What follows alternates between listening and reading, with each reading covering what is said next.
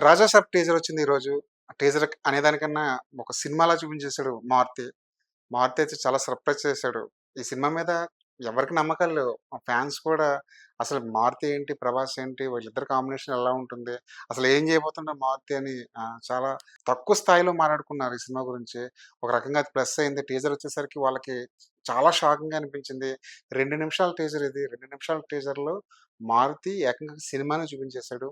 Teaser ఇలా ఉంటే cinema ఇంకెలా ఉంటుందో అని చెప్పి ఇప్పటినుంచే ఆసక్తి పెంచేసాడు.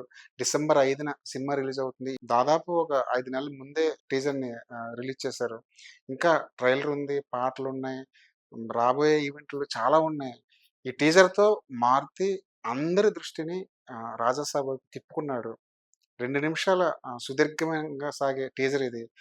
ఓ రకంగా టీజర్ అనేది ఓ 30 సెకన్లు, 1 నిమిషం లోపు టీజర్ కట్ చేస్తారు. కానీ 'మారుతి' ఏకంగా 2 నిమిషాల టీజర్‌ని కట్ చేశారు.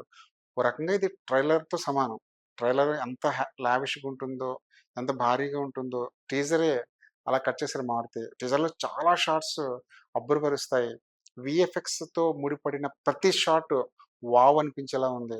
దీని వెనకాల 'మారుతి' గాని, ఆ టీమ్ గాని, ఆ విజువల్ ఎఫెక్ట్స్, ఆ బృందం గాని చాలా కష్టపడ్డారు. ఆ కష్టం అంతా మనకి స్క్రీన్ మీద కనిపిస్తుంది.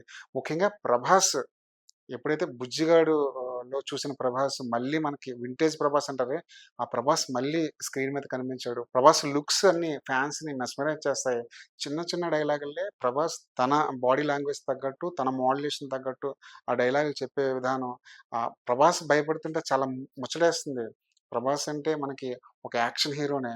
ఇప్పటివరకు అలాగే చూసాం. 'సలార్' గానివ్వండి, 'కల్కి' గానివ్వండి, ఈ సినిమాల్లో 'ప్రభాస్‌ని' కేవలం యాక్షన్ కోణంలో చూసాం. కానీ 'మారుతి' సర్ప్రైజింగ్‌గా తనలో ఉన్న కామెడీ టైమింగ్‌ని బయటకి తీసుకొచ్చాడు. ఓ రకంగా ఇది 'మారుతి' చేసిన ప్రయోగం అనుకోవాలి.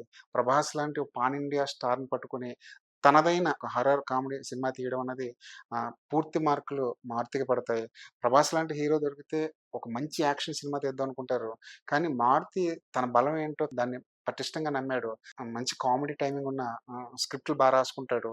హారర్ సినిమా తీస్తే ఎలా ఉంటుందో 'మారుతి' మనం ఇదివరకే చూసాం.